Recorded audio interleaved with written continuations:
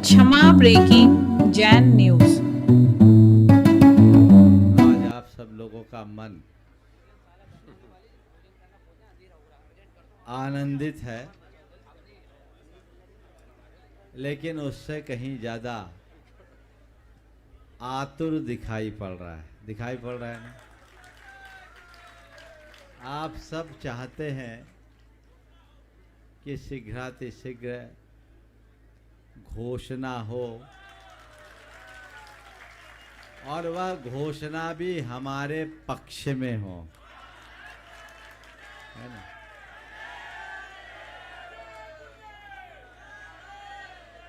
चातुर्मास का लाभ लेने के लिए सभी लोग हमेशा तत्पर रहते हैं, लेकिन इस बार इंदौर वालों की तत्परता कुछ ज्यादा दिख रही है। जय गुरुदेव का। आप लोगों की इतनी संख्या में उपस्थिति आप सबके अंदर के उत्साह को उजागर कर रही है।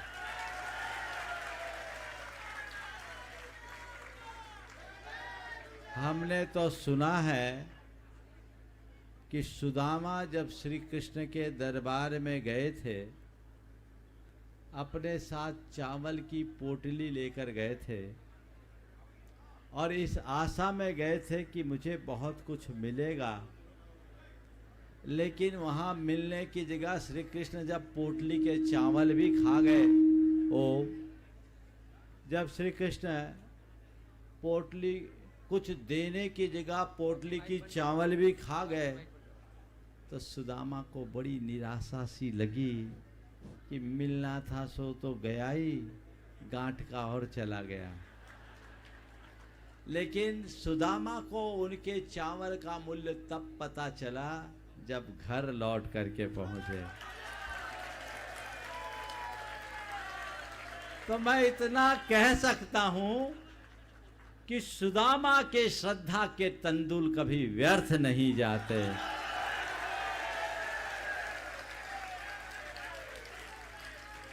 सुदामा को थोड़ा धैर्य तो रखना पड़ेगा, घर पहुंचने तक का इंतजार तो करना ही पड़ेगा, उसके बिना कुछ नहीं हो सकता।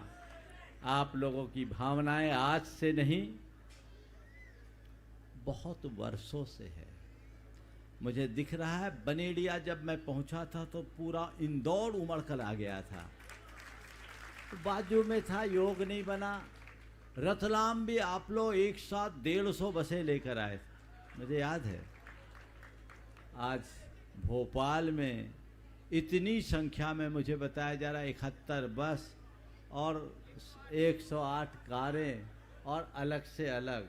बहुत अच्छी बात है, ये आप सबकी श्रद्धा भक्ति का द्योतक है।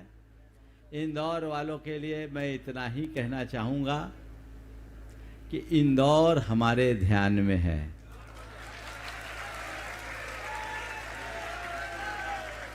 इस बार जब मैं कुंडलपुर से निकला तो निकलने के पहले बड़े महाराज से मेरी जो आगे के कार्यक्रमों की चर्चा हुई, परम पूज्य गुरुदेव से जो मुझे आशीर्वाद मिला था, उन आशीर्वाद को साकार करने के क्रम में जब मैं उधर से निकला, मैं चाहता था कि गुनायतन में भी विलंब है तो उस गैप का उपयोग किया जाए। और जब मैं निकला तो उन चर्चाओं में मैं इंदौर को जोड़ कर निकला था। हमारी ये गाड़ी इंदौर के लिए ही छूटी है।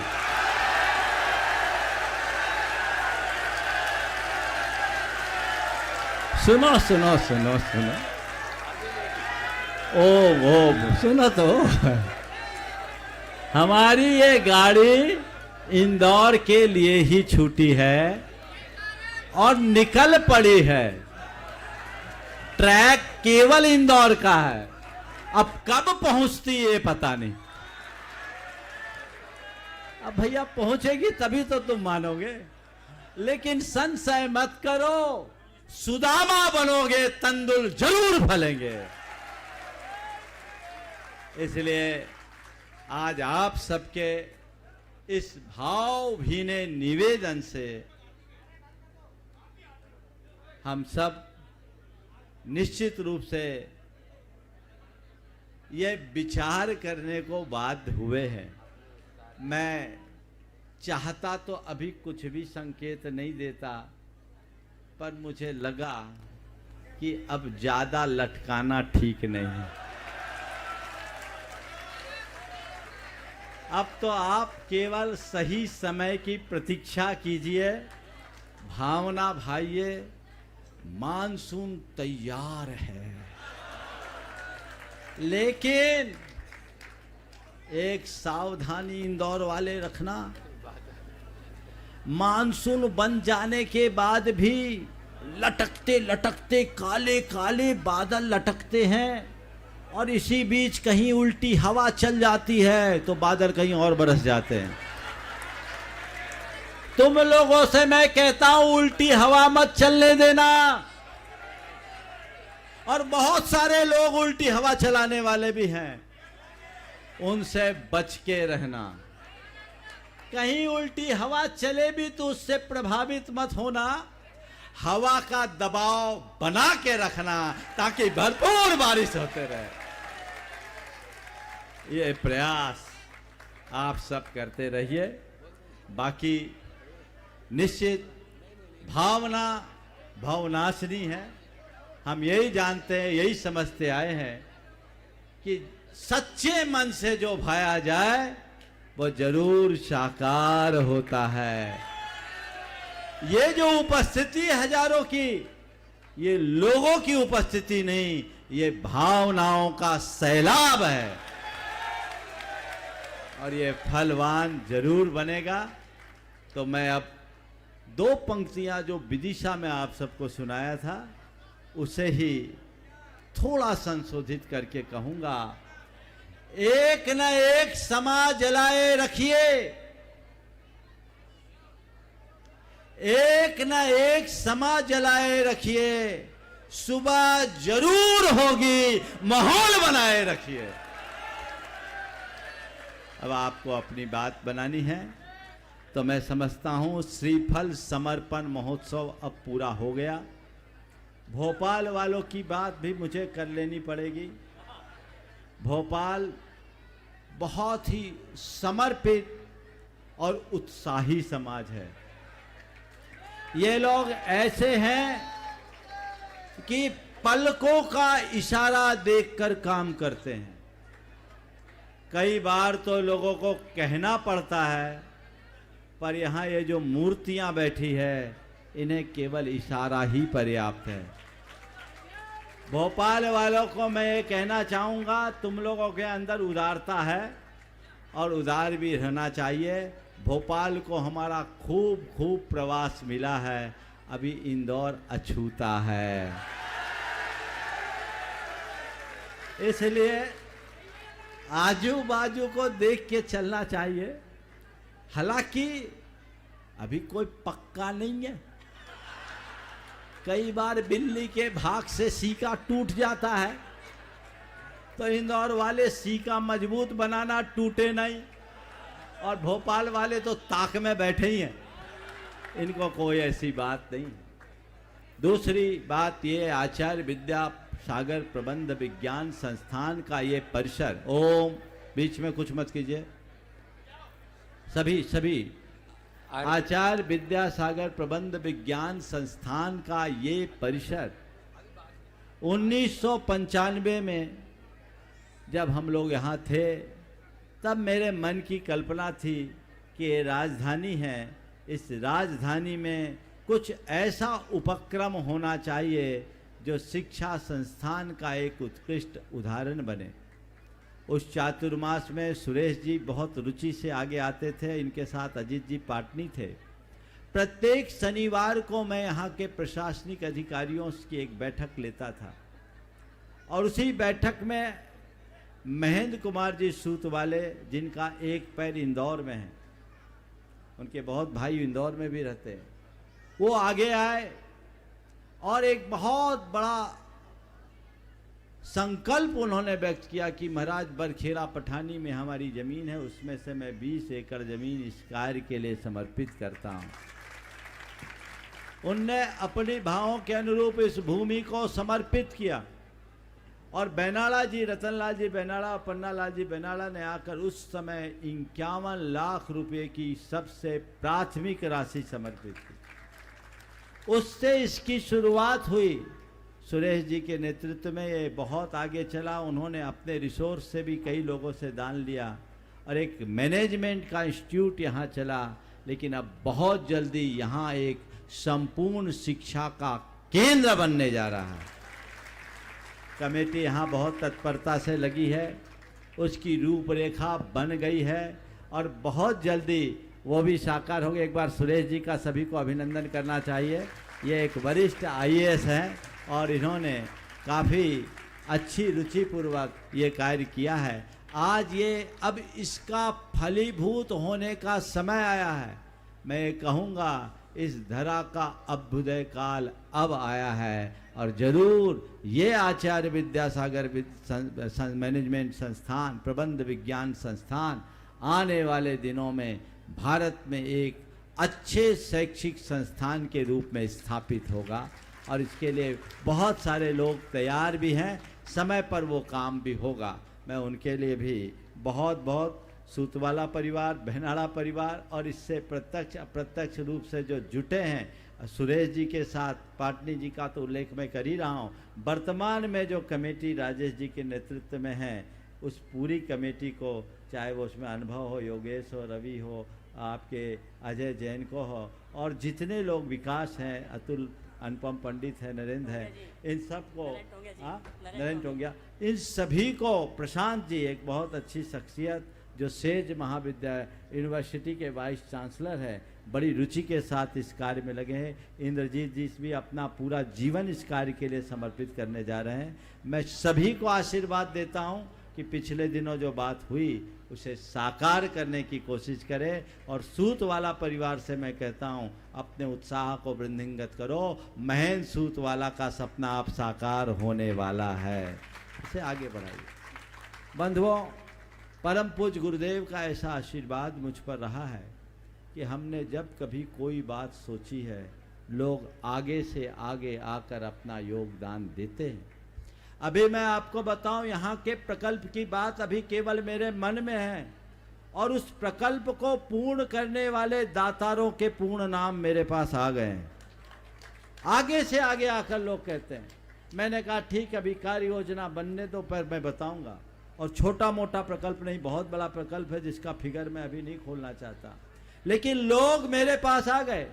इसी तरह गुनायतन के लिए मैं कहता नहीं, लोग मेरे पास आके कहते हैं। अब ये 3 दिन से जो लोग थे ना, अभी ये 3 दिन का उल्लेख किया गया। जिस दिन मैं गुनायतन में पहुंचे, भोपाल पहुंचा, उस दिन से मेरे पीछे लगे। मैंने कहा भैया अभी और यहाँ जो काम है उनके लिए दे दो। बोले हम दे चुके हैं, हमें तो गुनायतन के लिए देना हम वर्षों से सोच रखे थे, जब आप आएंगे तो देंगे। लोग देते, लोगों का भाव है, जुड़ाव है। और ये भी बताऊं, यहाँ भी जो प्रकल्प आगे बढ़ेगा उसमें मुख्य भूमिका गुनायतन के लोगों की होगी। वे ही लोग आगे बढ़ा करके सारे कार्य कर रहे हैं। तो ऐसे ही उत्साह के साथ लोग अपना काम करते जाते हैं और जुड़ते जाते हैं। हम सबका एक ही लक्ष्य होना चाहिए, वह है समग्र समाज का गुणात्मक परिवर्तन। इसलिए ये मत देखना इंदौर वाले कि महाराज के पास आए सो जो गुनायतन से जुड़ गए। तुम ये देखोगे कि रोज गुनायतन के जुड़े हुए लोग ही तुम्हारे पास आएंगे। पर आज तक हमने कहीं का भी 5 पैसा गुनायतन के लिए नहीं भिजवाया, कहीं किसी भी चातुर्मास का, बल्कि गुनायतन के सदस्यों ने हर चातुर्मासों में बढ़ चढ़ करके दान दिया। समझ गए? इसलिए कोई हवा उड़े तो उनकी हवा उड़ाए तो उसकी हवा निकाल देना। बहुत हवा उड़ाने वाले लोग, हाँ, एकदम हवा निकाल देना। किसी भी प्रकार के भ्रम की बात ही नहीं होनी चाहिए। मेरे सिर पर गुरुदेव का इतना आशीर्वाद है कि वो सब अपने आप फलीभूत होता है, मुझे कुछ कहने की जरूरत ही नहीं पड़ती। तो ये आज के प्रसंग में सवाल तो शंका समाधान का था, और कुछ सवाल न करे तो शंका समाधान कहलाएगा नहीं। श्रीफल समर्पण महामहोत्सव यहाँ पर संपन्न हुआ। मैं पुनः सभी को आशीर्वाद देता हूँ, और भोपाल वालों के लिए एक बार आप लोगों को करतल ध्वनि जरूर करना चाहिए कि ये जानते हुए भी कि जो लोग आ रहे उसमें हमारा हक जाएगा, लेकिन फिर भी इनने आपकी जो उत्तम व्यवस्था की है कि नहीं की, और 1-2 दिन के नोटिस में इसकी आपको भूरी भूरी सराहना करनी चाहिए। और इसी तरह जुटे रहे, आगे बढ़ते रहे। 2-3 सवाल से आज की शुरुआत करनी चाहिए, और सबसे पहले एक जानकारी देंगे सुरेश जी आईएएस, वो अपनी जानकारी दे। बहुत अच्छी जानकारी वो आज आप सबके बीच। माइक वहीं दे दे, या ऊपर आ गए तो ऊपर आ जान दो, आ जान दो, उनको कुछ सूचना देनी। और इसके बाद शंका समाधान महाराज श्री के माध्यम से होगा। 10 मिनट माइक दो। हाँ, ओ आज भोपाल में इंदौर समाज का स्वागत है, इंदौर, देवास, उज्जैन। मुझे यह सूचित करते हुए प्रसन्नता है कि हमने आपके पितृपुरुषों के साथ 1970 से 85 तक 15 साल का अपना स्वर्णिम काल, गोल्डन पीरियड इंदौर और देवास में व्यतीत किया है। आप सबका मैं भोपाल में स्वागत करता हूं। गुरुदेव इंदौर नगरी ने निश्चित ही हर व्यक्ति को चतुर्मुखी प्रगति के लिए अवसर प्रदान किए हैं। उनमें से एक मैं भी हूं। मेरी पत्नी जस्टिस विमला जैन भी है, जिन्होंने जुडिशरी में अपनी ऊंचाई छुई है। उसका श्री गणेश इंदौर से ही वर्ष 1978 में हुआ। बंधुओं, गुरुदेव की जो गुरुदेव 21 जून की जो स्पीच तात्या टोपे स्टेडियम में हुई है, उसे गुरुदेव को, उस स्पीच ने गुरुदेव को हिमालयीन ऊंचाई ही नहीं पूरे विश्व के पटल पर संस्थापित किया है। हम गुरुदेव के चरणों में सत सत नमोस्तु करते हैं। आपको जानकर के प्रसन्नता होगी कि संयुक्त राष्ट्र संघ की agency UNEP, United Nations Environment Programme का मुख्यालय अफ्रीकन कंट्री नैरोबी केन्या में है। आपको स्मरण होगा कि वहाँ गुजराती जैन समाज बहुत है और 1000 से ज़्यादा गुजराती जैन परिवार रहते हैं। वहाँ 3 मंदिर हैं। मैंने वहाँ की अनेकों बार की यात्रा की है। गत शताब्दी के 90 के दशक में यूनेप ने पर्यावरण विधि पर हमारी पुस्तक पूरे विश्व में वितरित कराई थी। आज हमारे बड़े बेटे लंदन से नैरोबी जाकर अपनी कंपनी प्रोडक्ट का एक ऑफिस उन्होंने खोला है और वो हर महीने नैरोबी जाते हैं। आपको यह जानकर के प्रसन्नता होगी कि इस यूनेप के इंगर एंडरसन महासचिव हैं। उन्होंने गुरुदेव की स्पीच मुझसे प्राप्त की। जब हमने उनको परसों यह स्पीच भेजी तो उनको बड़ी प्रसन्नता हुई और उन्होंने यह स्पीच को पूरे वर्ल्ड क्लास की स्पीच रेट किया है। और यह स्पीच संयुक्त राष्ट्र के वर्तमान महासचिव एंटोनियो गुटरेस को प्रेषित की है और हमें विश्वास है कि विश्व पटल पर इस स्पीच की चर्चा होगी। आज आपको एक और चीज मैं बताना चाहूंगा कि डॉक्टर सुलेख जैन, जो अमेरिका में अंतर्राष्ट्रीय संस्थाओं की स्थापना की है, उन्होंने अमेरिका, इंग्लैंड की 12-15 यूनिवर्सिटीज़ में जैन चेयर स्थापित की है। उन्होंने यह स्पीच अपने सभी विश्वविद्यालयों के सभी छात्रों को प्रेषित की है और उन तक पहुंच चुकी है।